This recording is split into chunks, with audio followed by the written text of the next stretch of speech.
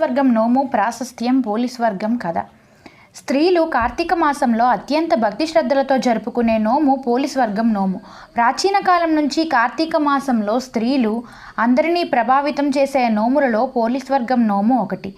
ఆశ్వయుజ అమావాస్య మొదలుకొని కార్తీక అమావాస్య వరకు ప్రాతకాలమే లేచి నదీ స్నానం చేసి దీపములను వెలిగించలేని వారు ఈ పోలీస్ వర్గం నాడు తెల్లవారుజామునే లేచి నదిలో స్నానం ఆచరించి అరటి దొప్పలో దీపములు వెలిగించి వదిలిపెట్టిన ఎడల కార్తీక మాసం అంతా తెల్లవారుజామున నదీ స్నానం ఆచరించిన ఫలితము, దీపములు వెలిగించిన ఫలితము కలుగుతాయి.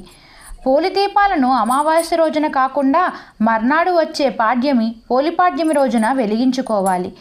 స్త్రీలందరూ ఈ రోజున కలిసికట్టుగా నదీ స్నానం చేసి నది ఒడ్డునే దీపములను వెలిగించి నోమును ఆచరించి బ్రాహ్మణోత్తములకు స్వయం పాకములు దీపదానములు ఇచ్చి ఆశీర్వాదములను